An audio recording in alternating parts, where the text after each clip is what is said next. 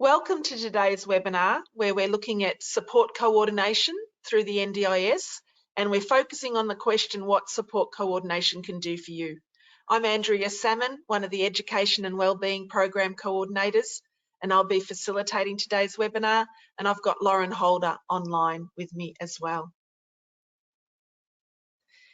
In the spirit of reconciliation, MS Limited acknowledges the traditional custodians of country throughout Australia and the connections to land, sea and community. We pay our respect to their elders past, present, and extend that respect to all Aboriginal and Torres Strait Islanders present today. It is my pleasure to have Lauren online with us today. Lauren has been with MSL since 2018, where she joined the team as a support coordinator in the NDIS, so perfectly well placed to talk to us today. She's since moved through to a team leader role and a business manager role in the NDIS space. Lauren holds qualifications in counselling, community service and disability, and has worked in a variety of settings and continues now to assist people to access the NDIS and to assist NDIS participants to release the full potential of their plans and their goals. And she's developed a real appreciation for those small but life-changing components of independence that start from that first call about the NDIS. So she's passionate, and we're really pleased to have her with us today. So I am going to click a couple of buttons here so that Lauren can have control, and then she can show us her slides and she'll turn her camera on as well. All right, so welcome. So we're here today to give you a little bit more information about support coordination, but also what the NDIS is on that a little bit deeper of a level. If you have any questions, feel free to shoot through. I know you have the slides as well. Hopefully you've got all of the terms. If you don't, let us know. We'll send it through. There's a lot of acronyms and a lot of terms that the NDIS use, and you may not be overly familiar with them, and that is completely fine.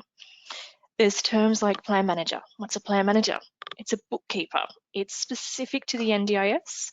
They basically deal with your invoices and only your invoices. They're not doing any other component of your plan. They're not approving your plan.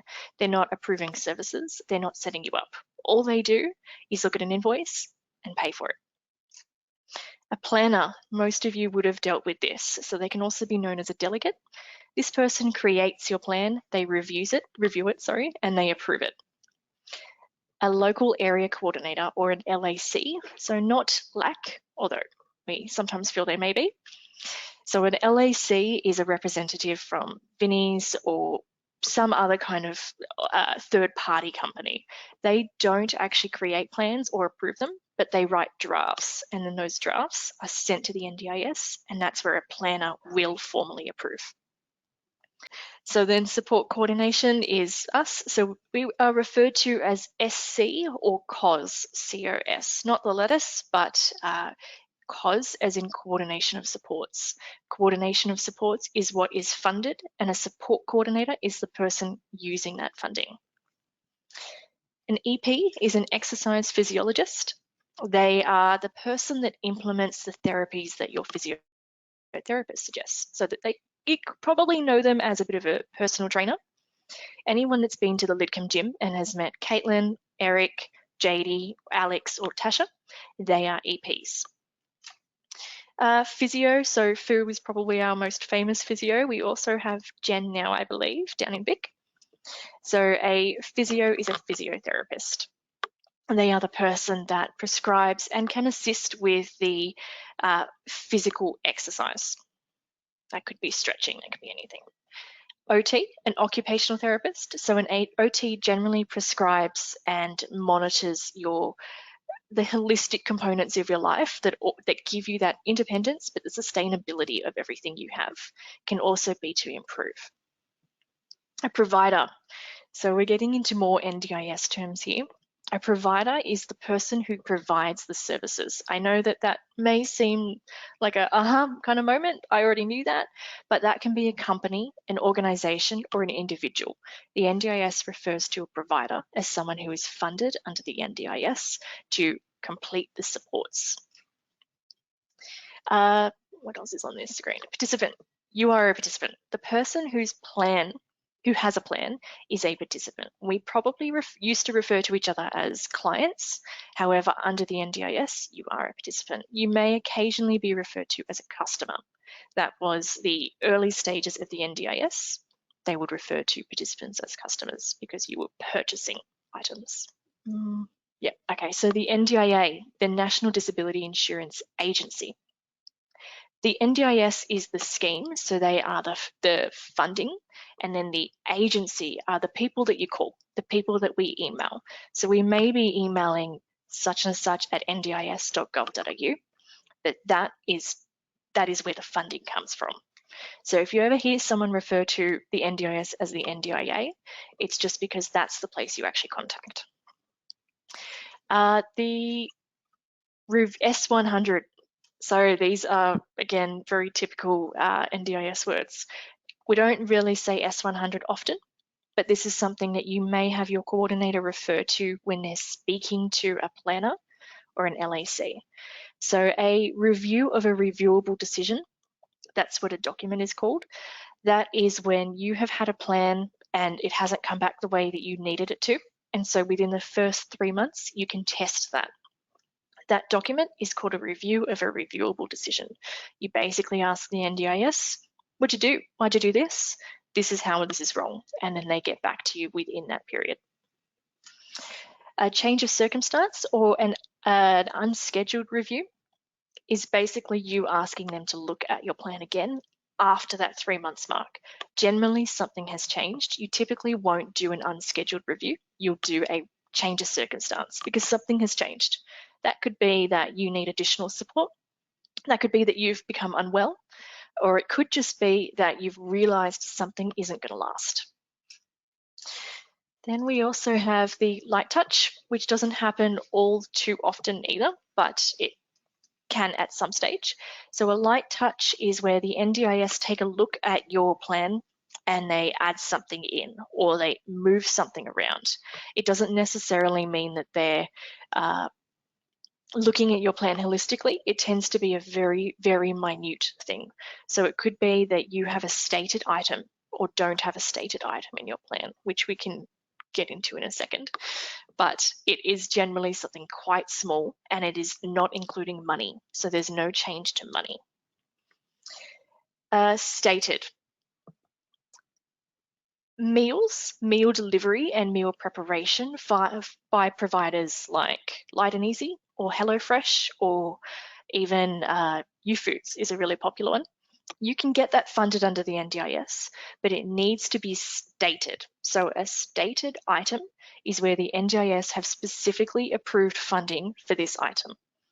The reason I mentioned meal prep and delivery so specifically is because you cannot have that delivered without it being approved specifically as a stated item. Not necessarily that you can't access it if you're self-managed, which is something we can get into a little bit later. We're holding another webinar on the types of plan funding, but tune into that in, I think it's May. With meal delivery, it is very, very tricky support to monitor because essentially you are saying, I need this meal, that meal, this meal, and you can have up to really 5 meals, 7 days of a week. So the NDIS put a cap on that, and the only way to put that cap on is to make it stated, which caps how much you can actually spend. Okay, so funded supports. So what is in your plan? What will be in your plan? What does it look like? So core supports or daily living, as what it can usually be called, is someone that helps you with your daily tasks. So someone that's doing cleaning or gardening or meal prep in your property. It could be someone who is transporting you somewhere. So they could be taking you to an appointment. They could be taking you to the gym. Capacity building. So this one is a little bit trickier. So that's a lot of therapies, but it's also support coordination and plan management. The therapies are your OT and your physio and your EP. There's a few different categories within capacity building that can be quite throwing. So there is improved daily living, improved health and well-being, financial assistance, and then building relationships. There's a whole bunch of different things. And it can also differ depending on your age. If you are under 18, which is not something that we're addressing today, then you have additional and different support categories in that section. So if you know someone with a plan that is under 18 or even under 16, they may have a completely different looking plan to you. For capital, capital is for bigger ticket items. So capital is about, I got capital on this screen. There we go. Capital is for car modifications or powered wheelchairs. It's for something that you wouldn't just walk into to Bloom's Chemist and say, I need that, can I have that? It's something that you need someone to identify for you or identify the way in which it applies to you. So you may know that you need a ramp for your car, but you're not sure which ramp. So you would seek an OT. If an OT is suggesting it, it is most likely going to come out of capital, unless it's an item like, we'll go to the consumables now. So an item like continence aids could be a pillow. It could be one of those really long pillows that helps you with aligning your hips a little bit better. It could be a walking stick, or it could be a walking frame. It could be built-up gear, so you can get these foam things that an OT would suggest that you put on your cutlery. It could be urinal. It could be a really common thing that you can actually purchase on your own is bamboo socks or bamboo bedding. They help you with your heat, they help with heat regulation, and they also absorb all that sweat. There's also exercise equipment and e-bikes, but you can definitely not just purchase an e-bike. You need to get approval from the NDIS, and you also need a letter from your OT suggesting that you would benefit from this. I would suggest speaking to your OT about this. You can also purchase items like laptops and iPads. That most likely will be ending pretty soon. That was brought in by the NDIS as a response to COVID. You can't just buy an iPad though, you need to speak to an OT and get a recommendation. The iPad and the laptop, they are specifically for accessing telehealth, but they need approval before you buy it. So please don't just buy this item, speak to your coordinator or speak to someone, especially an OT, and check if you're eligible and how to go about it, because everyone is different. So let's get into who we are. We are, so support coordinators are specifically for capacity building. So we basically build up your skills, your knowledge, and your confidence with the NDIS. So this is to help you to utilize, self-advocate, and monitor your NDIS plan. The way that we do this is we do things with you instead of for you. So we'll chuck you in emails. It might seem a bit overwhelming at first, but the more emails that you're in, the more you can see these processes going. We give you a lot of options. We don't make decisions for you. It is really bad practice to make a decision for a participant. It's not our lives, it's your life, and you should absolutely be as involved as you possibly can. So we help you to connect and monitor and maintain and sustain your family and friends. We help you with the same with the mainstream supports. So that could be libraries, that could be your neurologist, that could be schooling, that could be TAFE, that could be housing. So not disability housing, nothing to do with NDIS. Social housing, community housing, affordable housing. We help you to find and maintain that. That doesn't mean that we're going to be filling out your applications for you, but we will absolutely go through that process with you, and we will guide you on where to go and how to find the right people. We will also do as much as you need us to do. If that's writing a letter to confirm what you're going through and what you've got in place, then we're more than happy to do that. Hopefully that vacuuming doesn't come in here. Next. So the NDIS has a criteria for accessing support coordination. It's looking at people who have difficulty with completely implementing their NDIS plan. It's as up to interpretation as you think it is. It's a little confusing because it's really up to the discretion of the person who is suggesting it or not suggesting it. So the LAC, so we spoke about them earlier, a local area coordinator could suggest that someone receives support coordination funding, and then an NDIS planner may disagree and then not put it in your plan. If you do not receive support coordination funding, then that means that you are streamed as needing only support from your local area coordinator. It could also mean at times, quite rarely, that you receive support from your NDIS planner, but typically planners take a step back and leave you with an LAC. So if you need additional supports due to cognitive impairment that you're lacking in informal supports, so family and friends, you've got a bunch of complexity stuff going on, so you're not sure where you're going to live next year, or you're not too sure if your home right now is suitable. So you might be thinking, I'm not sure if this bed is, I don't know if I can keep sleeping in this bed. I'm not too comfortable with using my my shower on my own, or I can't even access my backyard. Things like that, that's complex enough. You don't have to be, it's not about how difficult you are. That's certainly not how we see the NDIS and complexity. We see it as how much support do you need to get your life working for you. So now we come to the difficult part.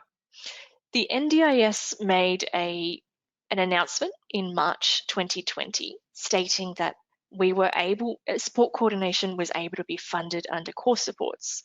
So we spoke earlier about core supports being what is funded for your direct support. So showers, cleaning, meal prep, transport. The NDIS have now taken that away. So it was available and it remains available until the 31st, so Wednesday next week of March. And after then, it will no longer be an option.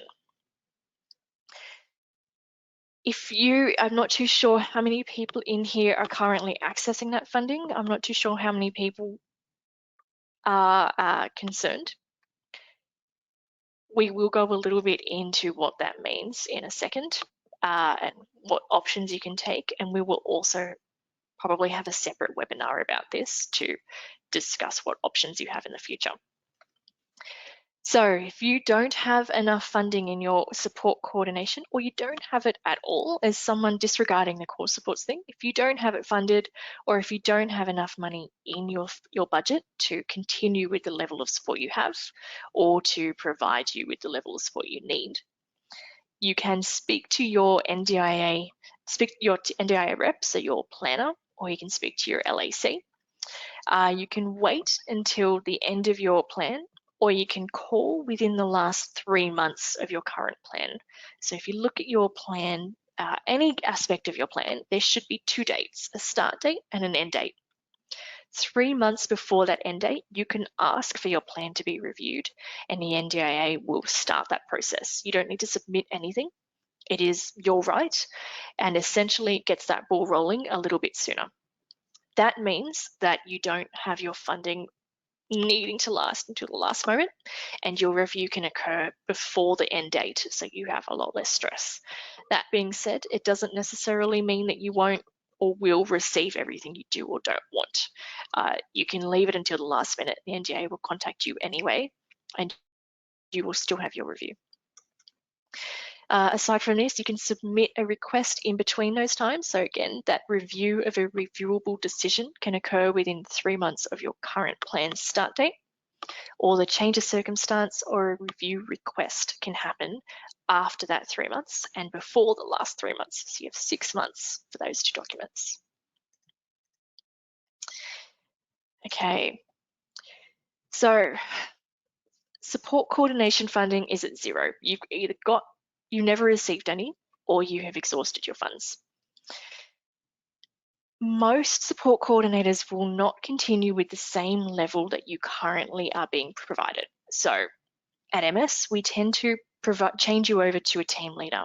So that team leader will provide you with a very high quality level of support, but it will be at a reduced amount. So the dollar figure stays the same. I just want to make sure that that's clear. But the support coordination will be not quite as, it'll be the same depth, but it won't be the same frequency.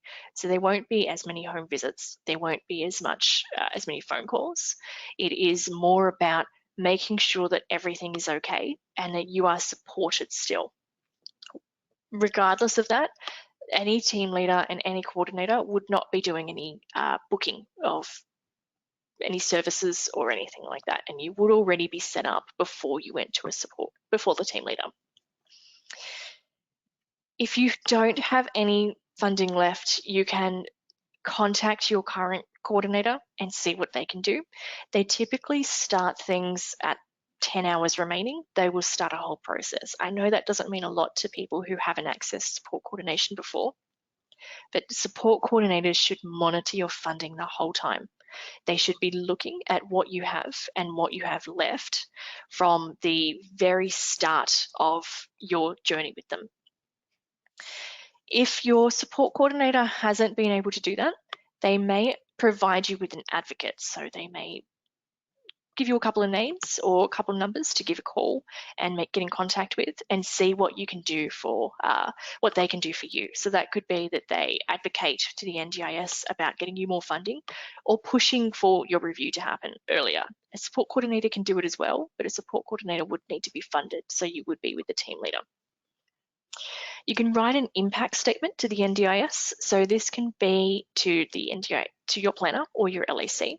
You would want to chuck this in with your review request. So as we spoke earlier, any one of those 3 types of reviews. That being said, the NDIS typically say that when your funding has been exhausted, that you then should utilize your planner or your LAC. I would suggest actually doing that, because that would really help them to see that you do need this support, and then it would maximize on what you receive next year. The NDIS, they can be at times, they can underestimate the level of support that people require.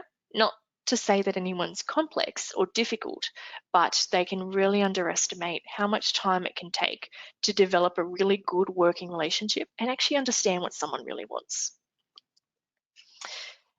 On top of that, you probably will have a chat with your coordinator about submitting a request early on. Just stay in as much contact with everyone as you can and try to build your capacity along the way. That is, ask as many questions as you can and as many as you need. It is much easier for us to build your independence, which is our job, than it is to have to leave you on your own, which is why MS does not leave you on your own. That's why we have this team leader stuff in place. It is an overwhelming scheme, and we completely understand that, and we would never just leave people to try to figure it out on their own. A lot of people are okay with that, but we also are never going to put someone in that position. All right, why us? So aside from the fact that we won't just leave you on your own, we continue to provide that level of support. We've been doing it for quite a while now, so about 7 years. We have over 46 coordinators now. We also have over 1,200 participants. So that's across New South Wales, ACT, Vic and Tas. Some of those people are remote as well, so they can be in Broken Hill, they can be in Wagga, they could be all over the place. We provide coordination to mostly people with MS. That's not to say that we don't have other people as well. We are neuro. We're just predominantly MS. So our experience and our training has been focused on neurological. Our MS understanding is much more in depth because of the type of participants we have. We have a lot of experience talking to people with MS daily. So because of that, we get what you're saying. You don't need to explain it to us, but you can. We know that 10 a.m. is probably better to give you a call. We know that you're probably not available until 2 p.m. We get that you've got appointments probably every single day. We know that you need Mondays to yourself because the weekend is full on. It's completely chockers. Every day is anyway. We've been doing this for 60 years. We have been looking after, understanding, researching, and devoting our energy and our whole careers to understanding people with MS and realizing that. We also know where to start. We also are a charity. We're a not-for-profit charity, which is different to just a charity and different to just not-for-profit. Anything we make goes straight back into us. There's no bosses. We're not paying people big bonuses. It's straight into our overheads and the sustainability, and anything we can donate, if we do make a little bit more, goes straight back into research or growth within the MS world. So, all right, the role of a coordinator. Coordinators don't do it for you. We do it, we teach you how to do it yourself. So we support you in difficult or new times in navigating the complex areas, but also the easy areas of the NDIS. So that could be, the easy parts can be, what does this mean? What does that say? How do I break this down? It says I have $300,000, but I don't know how to spend that. It could be the harder parts of accepting that you have received funding and you may not feel that your experience with MS is worse or even better than someone else with another condition. It can be really, really tricky to accept that you've received funding, and it can be even more difficult to actually implement that. Part of our job is helping you to understand that you've been given this because this is what you need and you deserve. This isn't to change the way the world looks at you. This is for you to experience the world in a different way. This is to build up what's around you so everything can work together and your quality of life is what you deserve. So coordinators will build your independence to help you to succeed. We build you to be a coordinator. So we will source providers for cleaning or gardening and we'll make the referral, but we won't be cancelling or scheduling or rescheduling those shifts. We call it linking. Other ways a coordinator can help is by monitoring your plan and its supports. So we'll check in with you that everything's going okay, that it looks like it needs to, and that it's working the way that you want it to. There's a big difference between someone rocking up and giving the place a vacuum and someone vacuuming well. We understand it's really difficult to bring up negative feedback with someone who's walking into your home and knows where things are and knows you keep the back door unlocked. It can be really, really tricky to provide that negative feedback. Not to say we've done it heaps, but we have experience in providing that feedback. We can be quite tactful in it, and we haven't got the emotional component of it that you would. So we're more than happy to go about it in a really positive way and word it in the way that we need. We will get you the outcome you need. It can mean that we change providers. It could mean that we just get you a different cleaner. But either way, we will advocate for you to get what you're actually looking for and not just the basic person. We'll also let the NDIS know how your plan is going. So if it's enough, can sometimes not be enough, but we'll also kind of speak to you about it may actually be enough and it just doesn't look like it. So that would mean that we would create a little bit of a budget for you. We would allocate where your funding goes and work through it that way. We know the NDIS's limitations, but also their language, so we can probably sometimes extend those limitations. The way that the NDIS works is quite formal at times. They like their certain wording to be used, and our job is to teach you that wording. So it can be something as small as I would like my meals delivered. And the NDIS, if you said I would like meals prepared, they would provide you with enough funding for someone to come into your house. But meals delivered would be more like U Foods or Light and Easy. We know what we're reading, so we can take a look at your plan, we can take a look at some report that your OT's written, we can understand what the shift notes are from the gardener, we get it, and where our job is to explain it to you in a really functional way. It can be so tricky they can word it really, really tricky sometimes, especially the NDIS. Sometimes it can feel almost deliberate in the way that they've confused people, because it can be quite confusing to us. We've dedicated our career to understanding these words, and that can be a really daunting task for someone who's just joined the world. Coordination is about reaching goals, so it's about outcomes. So we can explain to the NDIS what went wrong or what went right, and we can help you to see what actually did get reached. Those goals are typically linked to your NDIS funding, so we can help develop goals that will give you funding or at least increase your likelihood of receiving specific types of funding. So that could be that you would really like to get into the community more, which would much more encourage you to have the funding to access the community through transport. Sorry, I just skipped those, didn't I? Got too many screens. Plan reviews. So the NDIS has 4 types of reviews. These reviews are decisions on the funding in a plan, but they can also include minor changes. So this could be, as we spoke about before, changing a plan or having your About Me section or your daily life, or just changing it to say stated. You can also amend your contact people or any supports, so your neuro or your counsellor, whatever you've got going on. You may find that on I think it's the 3rd page of your NDIS plan. It has a bunch of names and provider types. Those people, you can change that through a really light touch, as we spoke about earlier.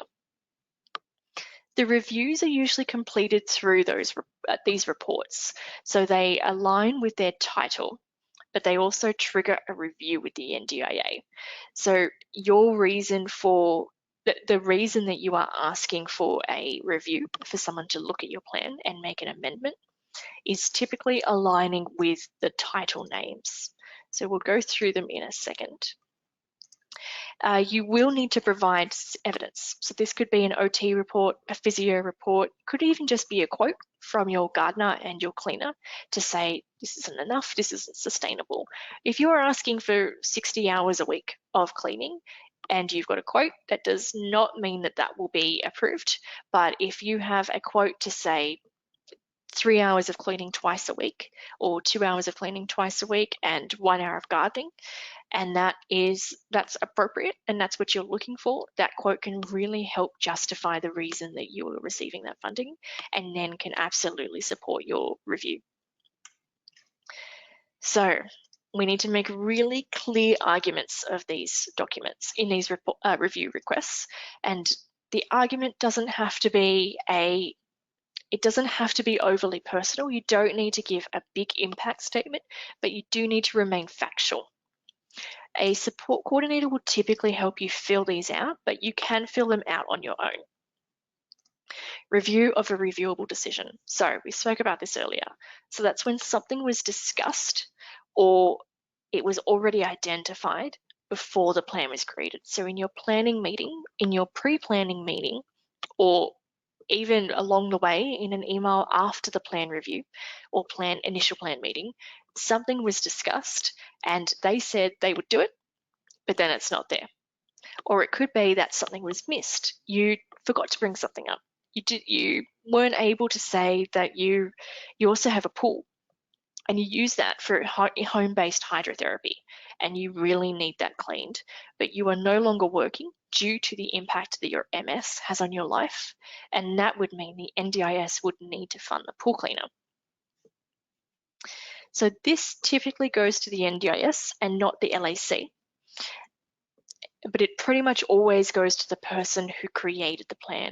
So that means that there's usually a name on your NDIS plan for anyone that does have one. It'll say first name, last name, and then may or may not have their actual landline number, but it'll typically have the NDIS number. And then it'll have an email address. That email address is where you would send that review of a reviewable decision, as well as to the NDIS general email address. Change of circumstance. So that's where there has been a decline in health or supports, typically.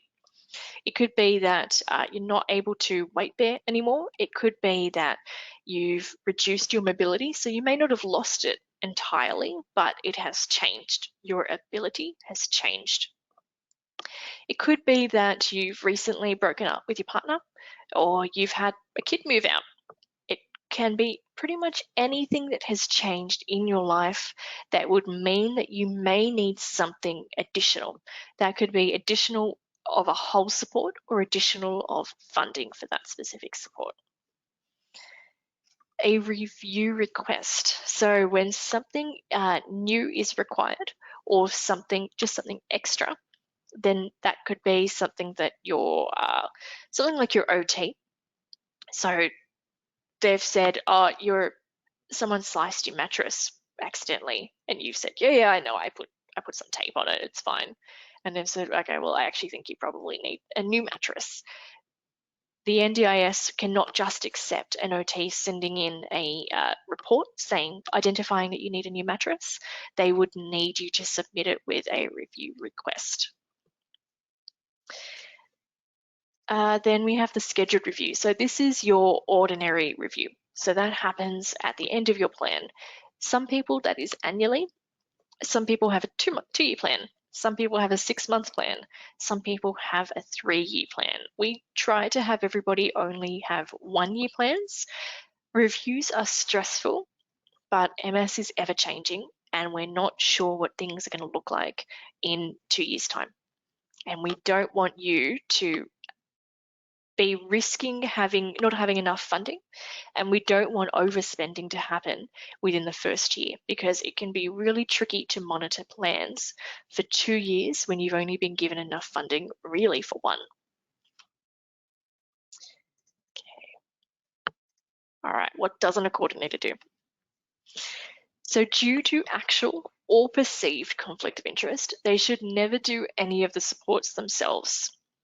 That means a coordinator should never be the one to organise the payment for transport to your neuro and then be driving the car to your neuro. I say that because that has happened in the past, and it is a very big conflict of interest. That means the coordinator is paying for themselves.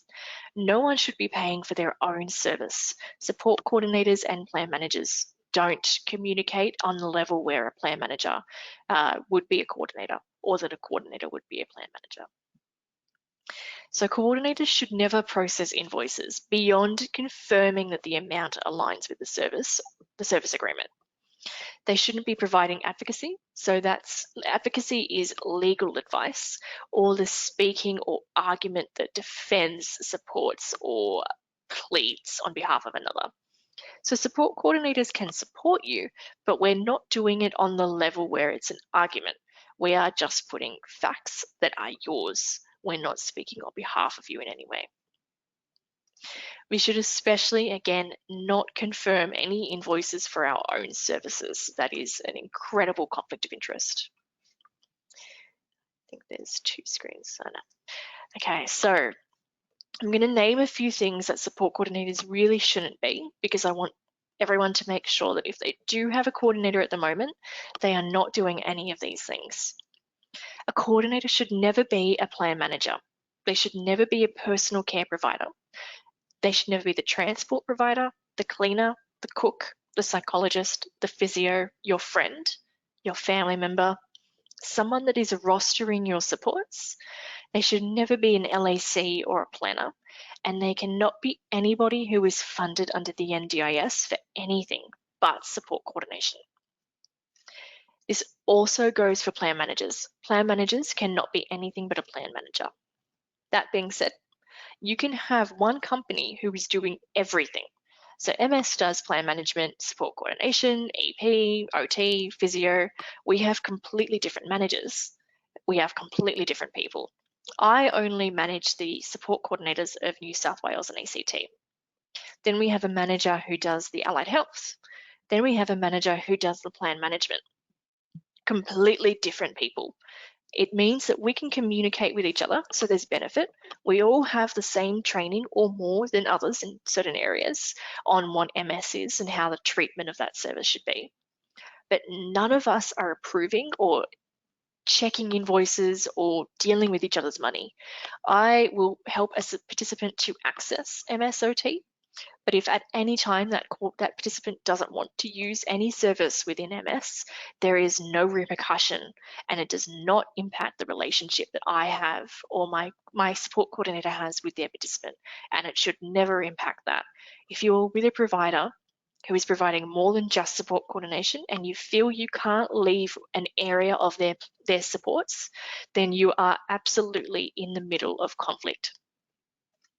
So have a chat to your LAC or your planner, have a chat to anybody, a new provider, us, someone else, whoever you need to. Just make sure that you feel comfortable setting some really good boundaries and having control of your plan. Because if you don't have control, it's not your plan. Coordinators will speak with you, so all the documents that they do should be cited and ideally completed with you and by you. So support coordinators can start it off. They can do a whole bunch of back work. They might start your 9-month plan, 9-month review. That's a report we can talk a little bit later. But they'll start documents, or they'll start emails, or they'll guide you on the processes to take, but they won't do it for you every time. There may be in the beginning where they're doing most things for you, but then they take a step back because they've trained you in how to do it yourself. You've got all those past emails, you've got all those docs, you've got all the text messages, you know what to do. You might even find your coordinator sits on the phone and says nothing, but is there in case you need them to be. We are here to train you, and the support coordinator should be constantly trying to build your independence with the NDIS. That's the whole purpose. A support coordinator also doesn't do case management. So this is probably one I've had the biggest amount of questions of. What's the difference in case management and support coordination? So case management is the assessment, development, and evaluation of treatment plans. So a case manager at a hospital will say, oh, she needs this amount of services. She just, figure that out. She needs someone to come in for cleaning. She needs showers. She needs this, and she needs it for this amount of time. They're less focused on building your independence as an individual. They're more about really discharge, to be honest. They can help with building your capacity in certain ways, but they are not specifically focused on that. Case managers generally make decisions, and they have unlimited, or can seem like they have unlimited capacity to assist you. So they can answer your call. There's always a backup person. There's a whole bunch of case managers. If your case manager is not available, you go to someone else. You're very shared. But with support coordination, we focus on the independence and implementing rather than the development of plans. All right. Good support coordinators, some positive stuff. If you find that your coordinator is not doing any of these things, just have a chat to them and see if they can start. I'm a big believer in a bit of rehab, and I'm a really big believer in change. So give them a shot. Don't just leave them. Have a chat to them. Can we start doing this? Can we start building my capacity? I'd really like to start doing these calls on my own. So a good coordinator should sound like they know what they're doing at the very least. They will still need direction from you, so they will involve you with decision making and they'll provide you with options. A good coordinator works with you, not for you. A good coordinator should work on building your independence with the NDIS and building your understanding on how to complete referrals for yourself. This could be accessing or completing the actual referral. You'll also find that the coordinators that are on the better end of the scale are NDIS registered. So this is due to that the NDIS complete audits on everyone who is NDIS registered. That means you need to be audited every 3 months. So you need to 3 years. Sorry, you need to apply for the NDIS NDIS registration every 3 years, which means you need to be audited probably twice throughout that time.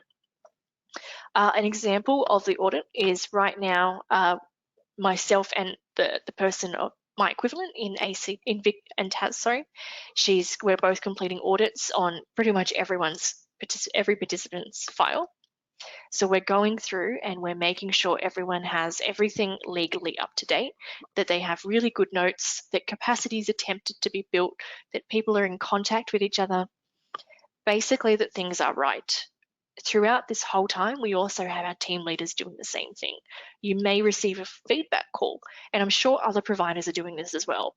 They're giving calls and they're checking how things are going. If we're giving you a call to see how things are going, it's not that we're expecting things to not be going well, it's that we're aware that we need to look at things. Just remember though, your coordinator can only build your capacity if you're willing to build your capacity. A good coordinator will also be writing reports with and for you. So I spoke a little bit about that before. So there's a 9-month report. They should be completing them. You shouldn't need to prompt them. You shouldn't need to talk to them about, hey, have you done this? Have you done that? And they should also build your independence enough so that if your funding is removed or depleted, you're not overwhelmed. You understand what you can do until you get that funding back. Okay, so our aim at MS is to provide you with a quality level of support coordination that's supported by the knowledge that we have of the NDIS and what the NDIS should look like with someone with MS or another neurological condition. So that's the kind of supports that are at home, the supports that are in the community, and the right types and the right amount of therapies that you receive. So that's to cover your holistic needs. That's not just to look at your gait, that's to look at the whole person behind the walking. That's to look at the kind of what's happening at night. Are you able to get up? Are you able to get up on your own? Are you only showering when your hubby's home? Or are you making sure that someone's always there with you? We want to cover your whole needs and not just the ones that we can see. We understand that you have a lot more symptoms than you do signs. We can see most of your signs. Most people can, but MS is, as we always say, I'm sure everyone's seen the handouts, MS is quite invisible, and we understand that there's a bunch that we can't see behind you, and we want to cover it all.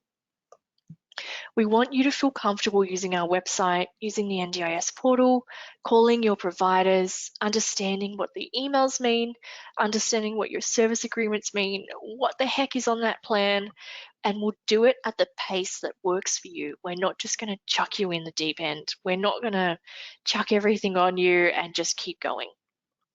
We'll stop and then we'll start. We'll do what we have to do and we'll revisit. We'll redo it every week if we need to. There's so much going on inside the NDIS and outside that no one can afford to just rush job it. So how do we do it? How do we follow through with everything I've just said? So the first thing we do is we make sure our staff study MS. So for the first, at least 3 months, and then permanently, everyone is constantly monitoring new symptoms or new studies, some kind of research that's going on. We talk about different medications and treatments. We'll chat to people in the gym, watch my MS story. We'll watch as much as we can.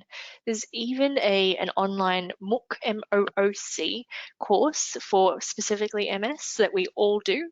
We do as much as we can with formal, informal, and shadowing training. We make sure we stay up to date, like I said, with our auditing, and we are constantly making sure that our expectations are realistic and that we're actually meeting the needs of the people. We're not just saying things, we're doing it as well. We seek feedback, like I said earlier, and we make sure everything is documented quite thoroughly. So we do a lot of training in people's, during the early recruitment induction stage, around what a note should look like and making sure that it's quite third person so that anyone would understand what the note means. So an initial meeting with your coordinator. At first, you'll have had your support coordination agreement explained and signed by a team leader, but you'll also go through it again with your support coordinator. That could be in person or it could be on the phone. It will just however you need it to be the first time. Your coordinator will help you understand everything that's funded in your plan. So what does it mean? What does that actually look like? What does that actually say? That's just a bunch of words to me. It doesn't really mean much. How can I use my funding? Where can I use my funding? How much do I have and what do I have it for? Is there anything that I can't get? Is there anything I'm not aware of? They'll revisit what your day and your experience with MS is like. So yes, there's a bunch of words on the NDIS plan that say what your life is and what a typical day is or what a bad day is, but that could have changed in 2 weeks, and it could also be someone else's experience. It may not necessarily be how you actually feel, and it could also be completely true. But either way, we don't want to just read some words on a piece of paper. We want to know who you are. You'll also chat about where you want to be with your life, what it could look like now that you have an NDIS plan, the types of providers that you want to have walking to your house. So what you want out of a person, not just a provider. What you want out of a cleaner. Do you want someone to clean the skirting or not? Do you want someone that's a little bit overly funny with cleaning? Do you want someone that can just kind of get it done? Whatever you need it to be. It's both of your chance to set really good expectations when you're going to communicate, how you're going to communicate, and what you're looking for out of the relationship. Okay, so then after you've had that initial meeting, your coordinator will go on to source everything that you've discussed, and they'll set everything up or at least get the ball rolling. They'll follow up with you along the way about some choices. So you may have already spoke about plan manager, but you're not yet involved with a plan manager. So they've gone back, they've got 3, 4 providers, given it to you, and now even if you just like the way the website looks or you like the name, maybe the name's funny, that's fine, that's your choice. We're not going to provide you with providers that we know are on the low quality side. We will provide you with people that we know are at least half decent and that we know will suit you. We typically will complete a referral for you, and then it's up to you to have your initial meeting or have your initial calls and set up the way that that service looks like on a routine basis. We'll also check with you on your service agreements to make sure that your budget's being utilised and not underspent or overspent, and make sure that things make sense. So you're not getting ripped off. You're not having things be missed in the agreement. So you're aware that buddy shifts cost money. A lot of providers can kind of leave that bit out. We also want to make sure that you're not getting ripped off for travel, because a lot of providers can sneak some travel in there and not necessarily be quite forthcoming from that. From there, we'll make sure that everything is set up, and then we'll check on you on a pretty much a monthly basis at a minimum. That check-in will be about, is everything working the way you expected? And while it'll be frequent, you can chat to them anytime, give them a call. They might chat to you more. You're in control. You don't have to operate on that schedule. It can be about monitoring your budget and if anything else needs to be taken away or added in, if we need to contact the NDIA about something. And then we'll start doing 8-week reports. So an 8-week implementation report is mandatory from the NDIS, or a 9-month report, which is completed at 9 months into your plan. You may also have additional reports that the NDIS expect from their support coordinators. That could be every 2 months, 3 months, or 6 months. Those reports are typically the result of what your coordinator is doing.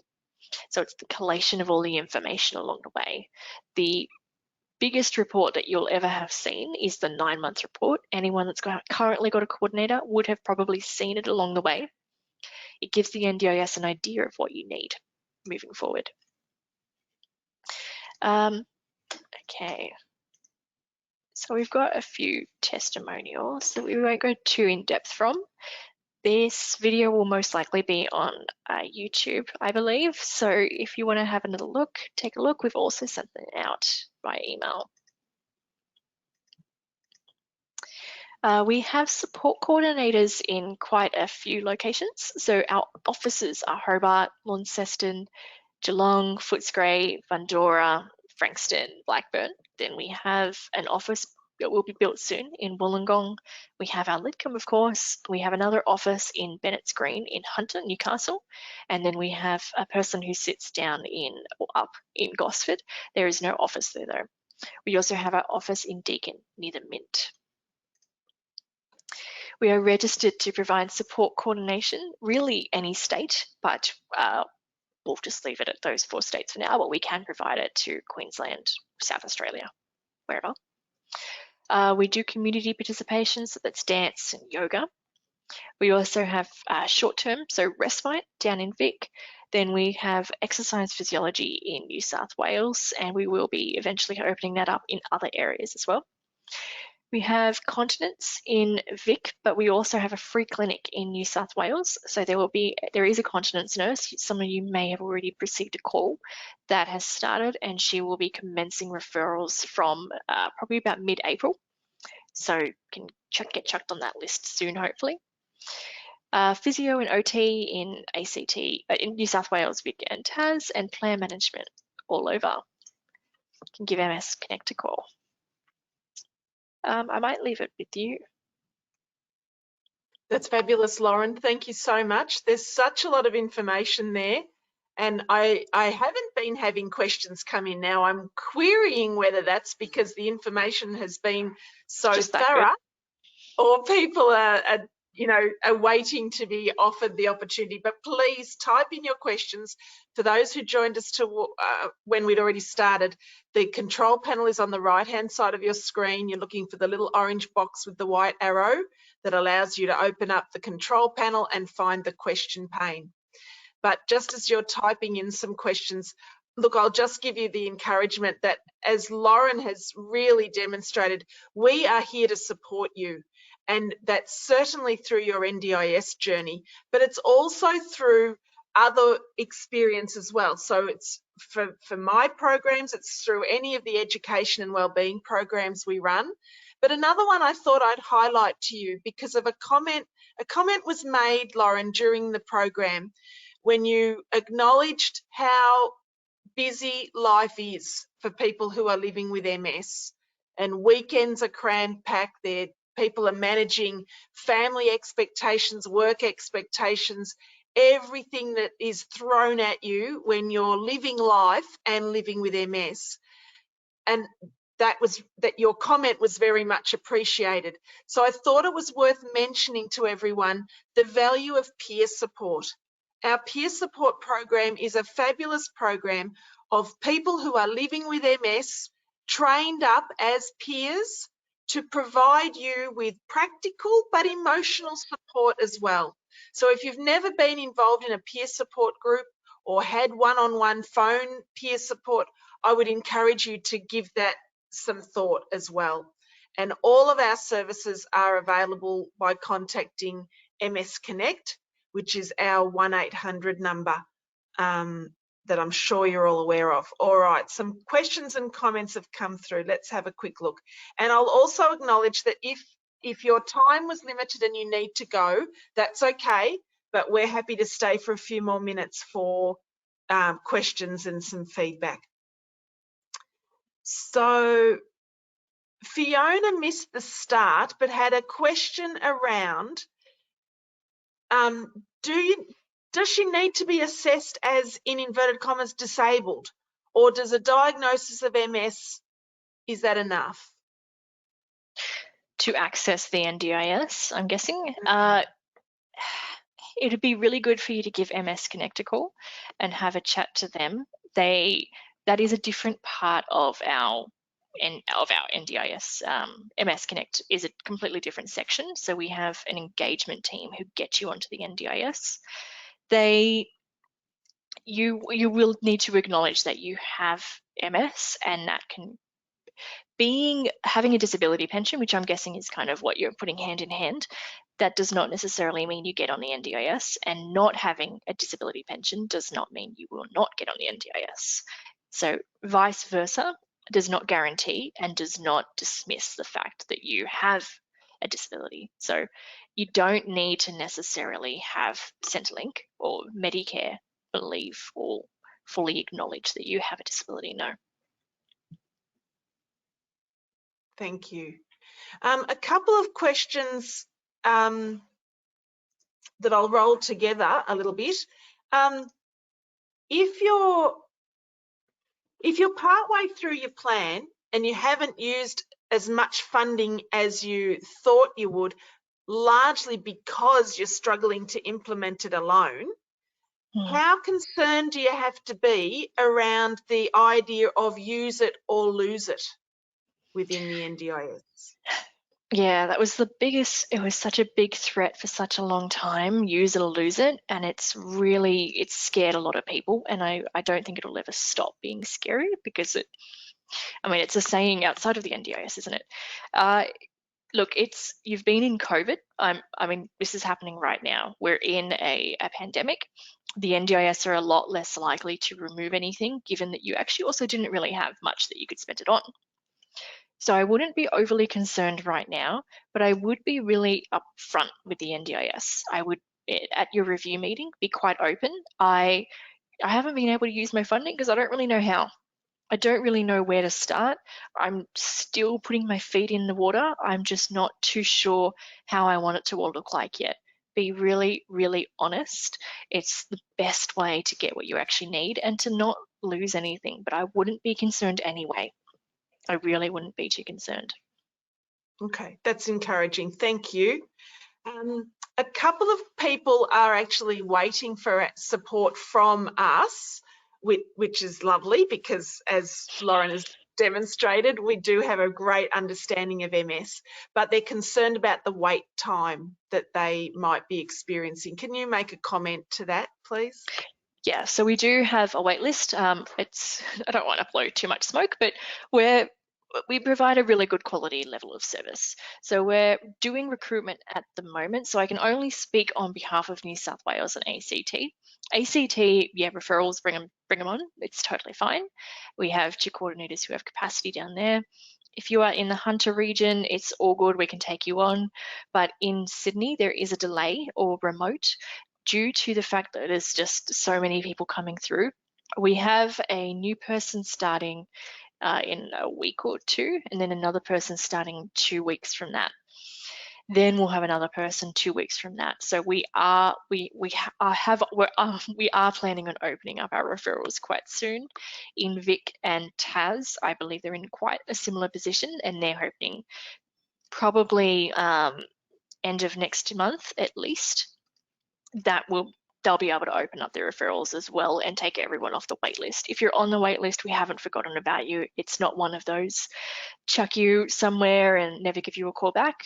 If you've spoken to Karen or Kim, Sharon, Chris or Adrian, or even myself, we have you on a specific list in chronological order and we'll give you a call as soon as we can. I know that it's frustrating. If you are feeling like you are not able to if you need someone right now, please give us a call back and let us know that you need someone right now and we can help you find someone somewhere else. I can't guarantee that they're going to be quite as fantastic and beautiful as my team. I have to say that though. But yeah, we can absolutely, but we can absolutely help you if you need to in sourcing someone somewhere else, because I get it. It's stressful. This is your life. Yeah, absolutely. A couple of people have commented about if they're not happy with the support that they're receiving, either through if their support coordinator doesn't seem to be following the guidelines.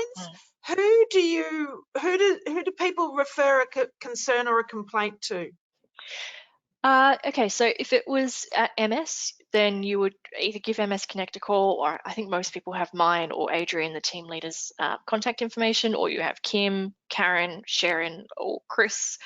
In Vic and Tas, you have their contact information, but give MS Connect a call and then let them know and we can do a shuffle, do what we need to do if that's the way. If it is an external provider. Yeah. I wasn't thinking they were meaning us, but thank you. Just in case, I can be humble.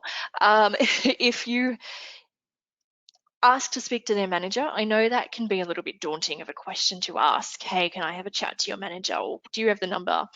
Give the main number a call and ask to speak to a manager if you're not comfortable saying that to your coordinator. I would try to encourage you to have a chat to your coordinator about maybe that you watch this and that you are expecting something a little bit different. I think probably the most common thing is that coordinators aren't necessarily adding you into your life. I guess they're doing things behind your back. You're not overly sure what's going on. You could feel that they might be overspending. You can feel that they're not actually really trying to build your capacity, or that they're just contacting you for no reason, or they're not contacting you at all. It's worth having a chat and revisiting what your expectations are. If you don't want to stay with that company, that's totally fine. Just find another company and just tell them you want to go with them and that the other one's stuffed up. You don't have to stay anywhere. You don't have to stay with any organisation at any stage. Unfortunately, you do have to stay with the NDIS and your LAC, but you are not bound to any coordinator, any plan manager, or any coordination, any call provider at all. That's great. Thank you. Thanks, Lauren. Just a reminder that the handouts were sent out, and we've subsequently sent a follow-up document with all those acronyms, because a couple of comments, that was fantastic to have that explained, because that they speak a different language, as do so many professional groups. So that was fabulous. And also, I'm sorry if I've missed a question. I think I may have lost, there were a few coming in all at the same time, but please never feel that you can't ring and ask a question. That's what MS Connect is there for, and they can certainly direct your question to the right person to get the answer if they can't answer it on the spot. And if you have to leave a message, also please do that, because the team are very good at following up all the messages. Even if you want to stipulate when you want to call back, that's possible too. So thanks everyone for being online today. I'd encourage you to stay online for a minute or two after the webinar to give us some feedback, because any feedback helps us develop the programs, whether they're new topics you'd be interested in or whether we needed to provide this in a different way. But thank you, Lauren, for your time in preparing and presenting to us today. And thanks everyone for being online for the program. We'll see you at a future program. Thanks, everyone.